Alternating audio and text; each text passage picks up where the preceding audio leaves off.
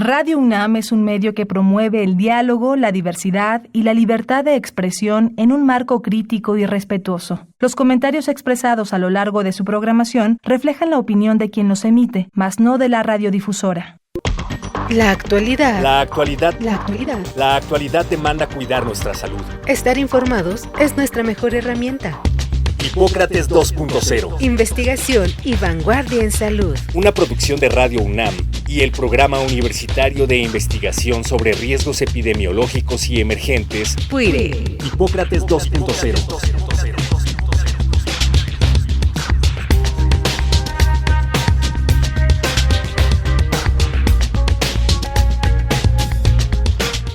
Hola, ¿qué tal? Bienvenidos a Hipócrates 2.0. Yo soy Mauricio Rodríguez, los saludo con muchísimo gusto como cada semana. Qué bueno que nos están acompañando aquí en Radio Universidad una vez más. En el programa de hoy vamos a abordar un tema que saltó de pronto a la luz pública, al interés de todos los medios, de todas las opinólogos en X y expertos de closet, sobre la declaratoria de emergencia de salud pública de importancia internacional de la enfermedad Mpox. Es un tema sumamente relevante. Invitamos al doctor Mario Gómez Cepeda, así que pues escuchemos su cápsula curricular y comenzamos de lleno la conversación. Mariano Gómez Cepeda es médico cirujano por la UNAM, especialista en epidemiología aplicada por la Secretaría de Salud y maestro en salud pública por el Instituto Nacional de Salud Pública. Realizó un diplomado en colposcopía y otro en evaluación económica de tecnologías sanitarias. Estuvo a cargo de la Dirección de Prevención y Participación Social en el Centro Nacional para la Prevención y Control del VIH. Actualmente es director de la sección de salud sexual en la Sociedad Mexicana de Salud Pública y trabaja en la Clínica Especializada Condesa, en atención médica y prevención de virus de papiloma humano y otras infecciones de transmisión sexual. Asimismo, coordina acciones de respuesta a la emergencia por Mpox, viruela símica, desde junio de 2022. Buenísimo, pues Mario, primero que nada, darte las gracias por aceptar así de bote pronto la entrevista, un tema que pues saltó así de un día para otro la semana pasada, porque el 14 de agosto se declaró esta emergencia de salud pública de importancia internacional de Mpox, pero pues primero darte la bienvenida, Mario, muchísimas gracias por estar en Hipócrates 2.0.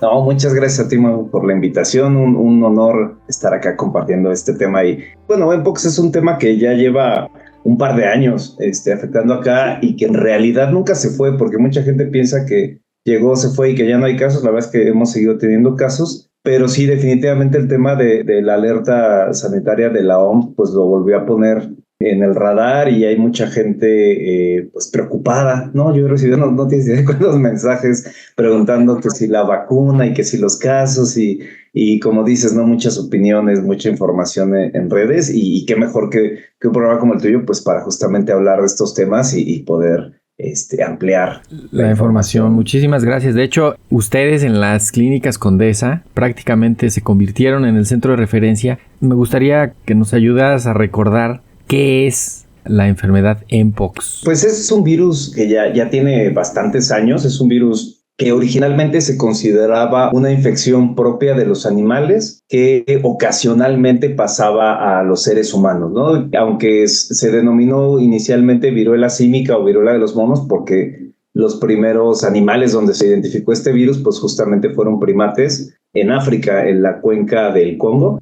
Y ya después las investigaciones han mostrado que en realidad pues es un virus que se ha originado más bien en roedores, ¿no? En ardillas sobre todo. Después de los 70 se identificaron algunos casos que iban brincando hacia las personas. Después ahí en África, en esa zona de África, se identificó que era ya una enfermedad endémica, es decir, algo que cotidianamente se estaban registrando casos, ¿no? Eso desde esas épocas. Digamos, sería como nuestra varicela, ¿no? Que de repente pues hay personas por aquí y por allá, sobre todo personas jóvenes o en la infancia que adquieren estas... Sí, que siempre está... O sea, que dejó de ser un evento esporádico de que se contagiaba una persona, sino que empezó a haber transmisión ya entre personas de manera prácticamente sostenida en pero muy localizado ahí en República Democrática del Congo, ¿no? Exacto.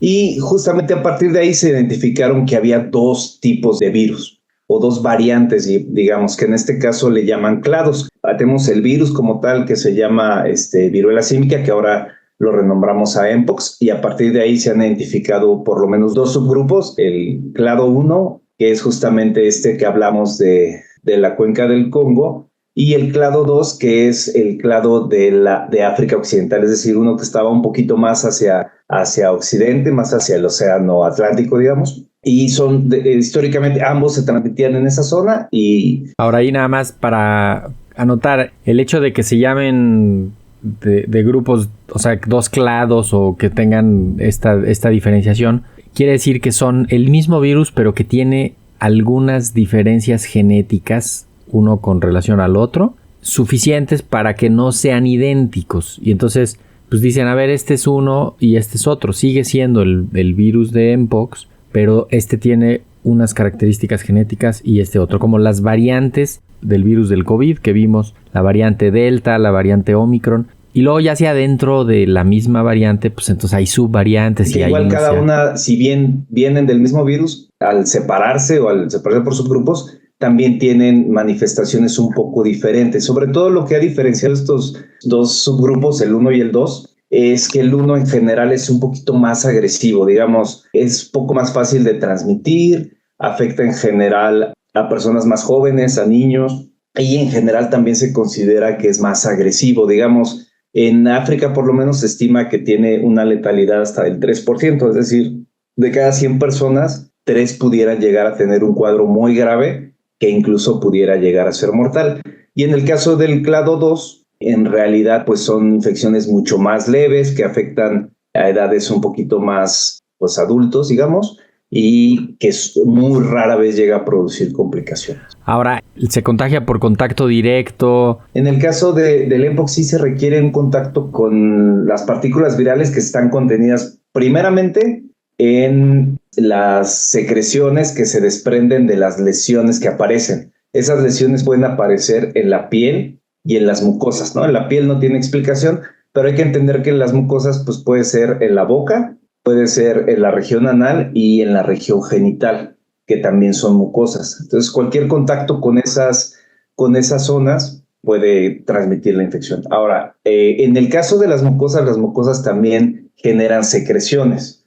Entonces, si yo tuviera lesiones en boca, por supuesto que la saliva va a estar desprendiendo esas partículas virales. Si hay infección genital, pues el semen y otros fluidos como los fluidos vaginales o líquido preejaculatorio pueden tener, más bien tienen esa cantidad. Esos estudios se hicieron muy al inicio porque al inicio no se consideraba que el contacto sexual fuera un mecanismo de transmisión. Sin embargo, en el brote 2022 fue la principal vía de transmisión, el contacto sexual. Entonces se pudo recuperar y ver que la concentración del virus en el semen era bastante elevada antes e incluso unos días después de que remitiera el cuadro. Y lo mismo aplica para la zona rectal, los fluidos rectales y la mucosa rectal, que puede tener también lesiones internas y servir como una vía de transmisión. Entonces, cuando hay un contacto muy estrecho, es decir, si yo abrazo, si yo fricciono mi piel con la piel de otra persona, pero sobre todo si hay contacto piel con mucosas o mucosa con mucosa, es la vía más fácil de transmisión. Ahora ahí, obviamente, al tener relaciones sexuales sería como el contacto más estrecho, justo como dices, con los fluidos que pudieran estar más contagiosos, ¿no? Pero no es una enfermedad de transmisión sexual. Creo que ese también lo aprendimos muy bien. Digamos que es complejo, ¿no? Saber cuándo empieza y cuándo termina. Por ejemplo, sí se considera hoy el abordaje de Mpox en países como México, no en África, porque en África ya vimos que tiene una dinámica, que si los animales, que si el entorno, pero en países occidentales, sobre todo en la región de las Américas, dado que la transmisión sexual fue responsable de más del 90% de los casos, sí se consideraría sexual. Pero aquí sí hay que acotar mucho. Es todo esto que platicamos y que se consideraría prácticamente una infección de transmisión sexual. Estaríamos hablando del Mpox que afectó en 2022 y que es la variante 2.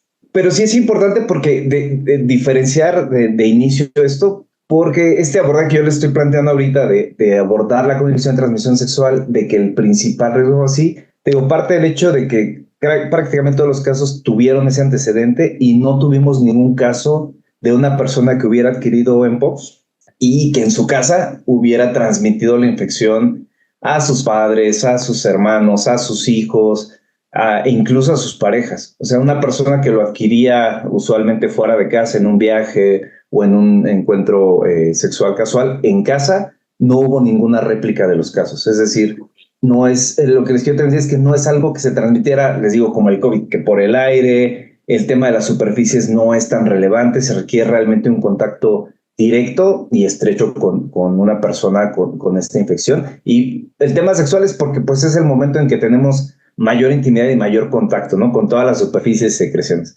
Pero digo, podría haber sido un contacto menos íntimo, pero sí estrecho, por el cual se podía transmitir, pero afortunadamente les digo, no tuvimos réplicas domiciliarias, ¿no? Ese es un punto muy importante, pero recuerden lo que les decía al inicio, el clado 2 así se ha comportado, ¿no? Es un virus menos transmisible, que requiere un contacto más estrecho y por eso se asoció un poquito más al tema de la transmisión sexual como principal vía, aunque como ya lo dijiste, no es la única. Y en este caso de ese virus, como les decía, pues hemos tenido todavía casos esporádicos, sigue circulando en México. En lo que va del año hemos tenido por ahí de casi 50 casos, 49 casos en todo el país, 29 aquí en la ciudad y aquí en las clínicas 14. Más o menos las clínicas, como lo decías al inicio, pues han detectado 1 de cada 4 casos. Y pues el tema de prevención, pues tiene mucho que ver justo con las medidas que tomamos en la prevención, como otra vez, como si fuera una infección de transmisión sexual, ¿no? El tener, el usar métodos de barrera, el poder visualizar adecuadamente a las personas con las que tenemos relaciones sexuales y pues echarle un ojo, simplemente echarle un ojo a lo que te vas a echar, porque pues por supuesto que puede haber lesiones que son evidentes. Y aquí es donde hablaríamos un poquito de cómo se manifestó y cuáles son los síntomas. ¿Tienes síntomas? Te cuidas, te pones un cubrebocas, te aíslas. Igual, si tienes alguna lesión en la piel, no vayas a tener relaciones, no vayas a tener intimidad, vete a atender, ve a buscar diagnóstico, cerciórate de qué es lo que tienes y ya después ya haces todo lo demás que quieras hacer. Pero, o sea, porque no son lesiones así como cotidianas, ¿no? Son unas lesiones que sí llaman la atención. Tuviste fiebre un par de días antes, empiezas a tener lesiones en la piel, o sea, vamos, tienes que cuidarte, ¿no? Ya el hecho de tener fiebre quiere decir que tu cuerpo está reaccionando a algo y pues tienes que cuidarte, tienes que evitar cualquier cosa que pudiera contagiar o que pudiera pasarle ahí a las personas de tu entorno. Pero fíjate que acá el gran problema y por lo que esta infección ha persistido es que tenemos cuadros bien diversos. Podemos tener el cuadro clásico, que digamos sería ese donde hay fiebre y entonces más o menos de 1 a 5 días después de la fiebre empiezan a salir estas lesiones que salen inicialmente por el sitio donde entró el virus. O sea, si el virus entró vía sexual, los primeros síntomas aparecen en región genital, en región anal o en boca, ¿no? Y entonces cuando salen esas 3 zonas, la mayor parte de las personas no piensan en mpox, no piensan en viruela símica, piensan en una infección ¿no? sexual, en herpes, o si es en región anal, pues en hemorroides, o todo menos mpox. Y ya después empiezan a brotar en piel, ¿no? Ese es como el cuadro más clásico y se inflaman los ganglios. Sin embargo, hay cuadros muy leves que son los que hacen que esta infección continúe. Digamos, una persona donde solamente no tuvo fiebre y solamente tuvo una única lesión, digamos, en región genital, ¿no? Que pudiera parecer sífilis, que puede parecer un chancro, y que ahí es donde pues, no le duele mucho, se ve rara, pero pues no voy a que me hagan un diagnóstico o voy con un servicio de salud que no tiene mucha especialización en este tema y lo confunden con otro diagnóstico y entonces pues sigo, ¿no? Pero sí creo que el punto fundamental es en nuestra práctica sí hemos visto como antecedentes, ¿no? De los casos que yo detecto cuando investigas, oye, ¿de dónde te salió esto? Pues sí pudo haber una persona, como ya lo decías, que nunca se fue a atender, no tuvo un diagnóstico y por lo tanto siguió manteniendo encuentros y diseminando la infección. Yo creo que sí es bien importante, uno, que ante la duda de tengo una lesión nueva, sobre todo si es en región anal o genital, acudir a un servicio, hacerse un adecuado diagnóstico Y pues sí, tener esa responsabilidad de que si ya tengo diagnóstico o tengo sospecha, puedo estar un ratito fuera de circulación en lo que tengo pues un tratamiento y una recuperación, porque si estos casos, la mayor parte de las personas se recuperan muy bien, ¿no? La mayor parte de el las famosísimo, personas, sí, dura de 7 hasta 21 sí. días quizá. Hay casos donde sí pueden llegar a quedar cicatrices, pero si esta infección alcanza a una persona que tiene una inmunidad muy baja, llámese una persona que vive con VIH y no está en tratamiento, una persona que tuvo un trasplante y está cáncer o cáncer y está inmunosuprimido.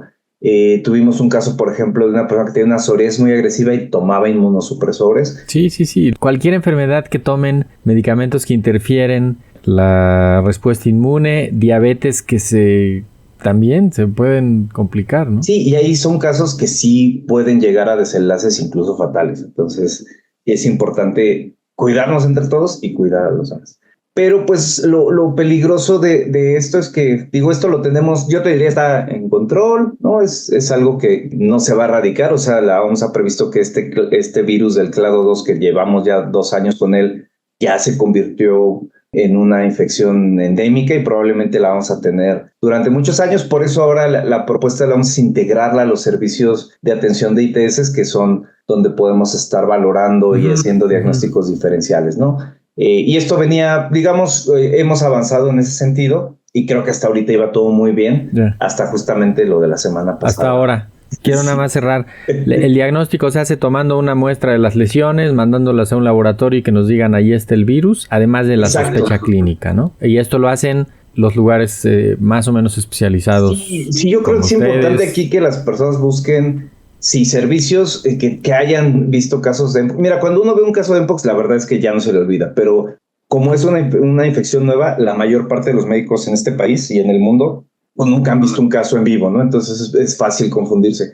Yo les sugeriría eso, acudir a servicios especializados, principalmente servicios que atienden infecciones de transmisión sexual. Todas las instituciones, el IMSS, el ISSSTE, la red de Capacits en todo el país, que son unidades que atienden infecciones de transmisión sexual y VIH. Y aquí en la Ciudad de México, las clínicas especializadas Condesa, pues tenemos esa posibilidad de atenderles, de valorarles y de tomar las pruebas. Esas pruebas no se procesan en cualquier laboratorio, en laboratorios privados.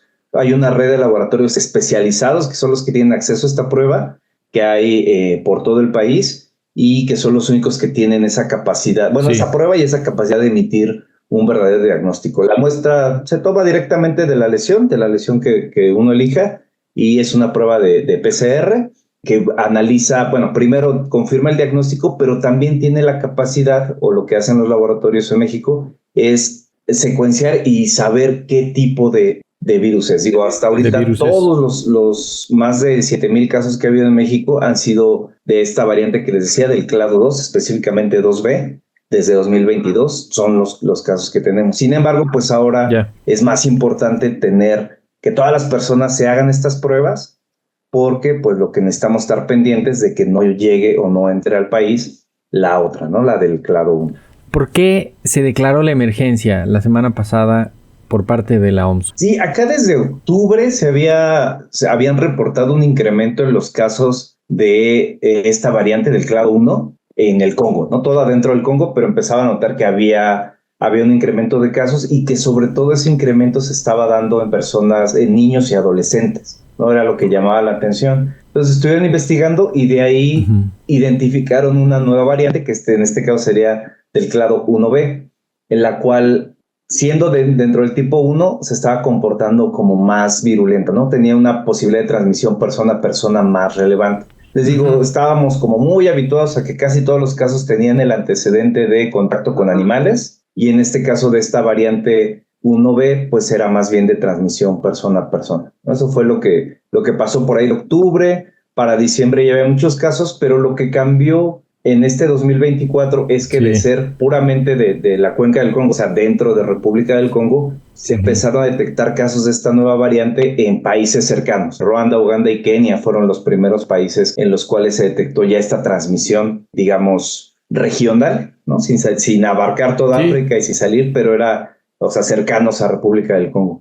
Y hay que entender que pues, la vigilancia de casos en África es compleja. O sea, cuando ya se detectan casos, que sí que hay muchos. De hecho, la OMS declaró el miércoles la emergencia, pero la autoridad sanitaria de África el martes lo había declarado emergencia continental, ¿no? O sea, habían dicho, a ver, no importa lo que vaya a decir la OMS. Y al día siguiente la OMS no titubeó y en una reunión de, pues no sé, que habrá sido un par de horas, dijeron, sí, esto es una emergencia, vámonos, ¿no? Sí, y es que hay que entender algo, cuando ya se detecta una posibilidad de transmisión persona a persona, ya es cuestión de tiempo solamente para que esto se empiece a globalizar. Sí. ¿Y por qué digo esto? Por dos fenómenos. Primero, pues vivimos en una sociedad en la cual en un par de horas cambias de país y en un poquito más de continente y le das la vuelta al mundo en menos de... No, COVID, horas. Dime COVID, ¿no? Entonces, ese fue el primer temor, digamos, por algo que es rastreable, que es legal, ¿no? Que es monitoreable en los aeropuertos. Pero aparte tenemos los flujos migratorios que cada vez son más intensos, principalmente entre África y Europa, por ejemplo, y era el temor, ¿no? De así como justamente pasó con COVID. Y México, México también recibe muchísima migración africana sin que pasa por abajo del radar, Sí, justamente estos flujos que ahora tenemos de personas que viajan de cualquier parte del mundo, digo, lo vimos con los afganos cuando fue el regreso de los talibanes, lo hemos visto en zonas de África, digo, ejemplos hay muchísimos. Y justo, pues el temor es ese, que en cualquier momento estos casos que están ahorita en esa zona de África, pues puedan pasar. Y bueno, ya pasó. El jueves 15, Suecia identificó un caso de una persona que justamente estuvo en esta zona del Congo, regresó a Suecia y ahí pudieron hacer el diagnóstico y aislar justamente que se trata de un clado 1, ¿no? Ahorita, pues el temor, digamos, es que esta persona, pues, en su trayecto haya tenido contacto con personas dentro del mismo vuelo. Oye, la situación en México, el mismo miércoles, la Secretaría de Salud emitió una alerta, un aviso epidemiológico, ya reconociendo la situación, haciendo énfasis en esto de que en México está la situación, digamos, controlada porque estamos vigilando, solo hemos encontrado el clado 2, el virus del clado 2, se mantiene el aviso y se le pide que todas las unidades estén alerta. ¿Cómo estamos en México? Y si es cuestión de esperarnos, que será un par de meses a que entre el virus nuevo, y si en serio habría que estar más preocupados o simplemente estar pendientes y que se siga haciendo lo que se está haciendo. O sea, no sé si habría que cambiar la estrategia para hacerle frente a la situación que está ahorita o que viene en las siguientes semanas. Claro, sí, yo creo que, bueno, más bien lo que solicita en este caso las autoridades mexicanas es fortalecer los sistemas de vigilancia epidemiológica, es decir, que cualquier servicio de salud, ya sea público o privado, que tenga sospecha de un caso de Mpox, pues haga lo que debemos de hacer. Me refiero que tome las muestras como se deben de tomar, que las mande a los laboratorios que deben de enviar, que notifiquemos los casos para que justamente cualquier caso se pueda secuenciar y estar vigilando que sigamos teniendo los casos solamente del clado 2B como hemos tenido, que como ya lo platicamos, son casos leves y muy concentrados, ¿no? En ciertos grupos poblacionales.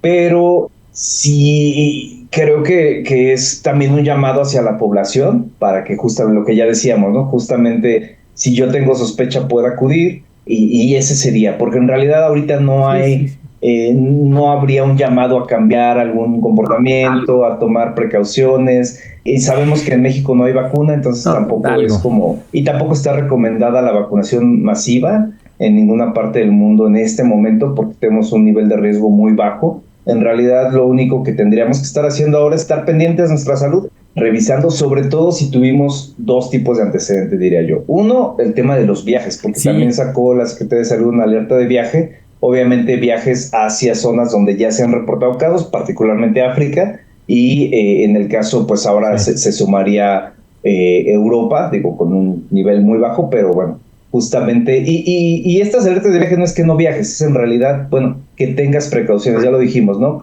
Que manteniéramos estos comportamientos que nos enseñó el COVID de sana distancia, y que si tuviéramos algún encuentro íntimo, un encuentro pues probablemente sexual durante un viaje o contactos casuales, pues solamente que reforcemos nuestras medidas de prevención y que además pues estemos pendientes a nuestro regreso. En el caso de que hubiera algún síntoma, acudir a una valoración especializada y descartar que hubiera alguna transmisión, ¿no? Pero en realidad te digo, no sería como en este momento encender las alarmas, solamente estar reforzando esto, la vigilancia, el diagnóstico, la vigilancia de los casos y estar monitoreando si en algún momento entrara la otra variante, pues también generar más información, porque aparentemente esta infección se comportaría distinto, ¿no? Sería algo un poquito más transmisible y transmisible por un contacto aquí sí no tan íntimo. O más fácil de contagiarse, ¿no? Podría pensarse. Sí, ese sería como el temor, ¿no? Que se comportara como... No es un virus como el sarampión, no es un virus como la varicela que explota, ¿no? Les digo, sí, sigue siendo algo que requiere un mayor contacto, un contacto más estrecho, pero sí pudiera ser más generalizado. A diferencia de lo que pasó con el virus del clado 2B, muy enfocado en la población, que llamamos poblaciones clave, hombres tienen sexo con hombres principalmente. Este clado 1B pues sería algo que puede alcanzar a toda la población al ser de una transmisión más general. Sí, ¿con qué idea te quieres despedir, Mario Gómez? Porque tenemos que cerrar. Sí, no, pues aparte de agradecer, de verdad, creo que lo más importante en este momento es tener calma. México no está ahorita, no tenemos ese reporte de casos en toda la región. Estamos promoviendo desde las autoridades de salud el poder fortalecer esta vigilancia y creo que solamente el mensaje sería pues que cooperar, ¿no? Cooperar con acudir. Muchas personas pudieran decir, pues ¿a qué voy si se me va a quitar solo, no? Y es más bien como decir, bueno, si tienes dudas, acude.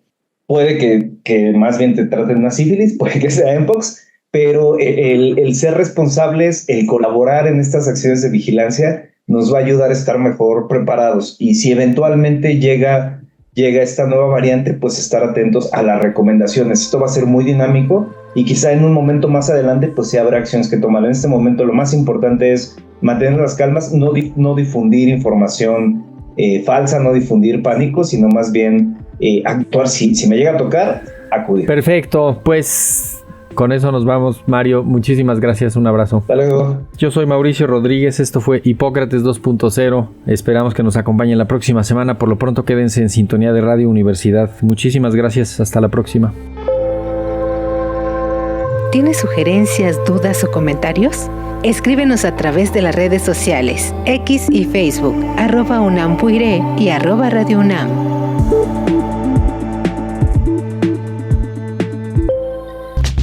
Hipócrates 2.0 es una producción de Radio UNAM y el Programa Universitario de Investigación sobre Riesgos Epidemiológicos y Emergentes, PUIRE, coordinado por el Dr. Samuel Ponce de León. Te esperamos la próxima semana. Hipócrates 2.0 Radio UNAM. Experiencia sonora.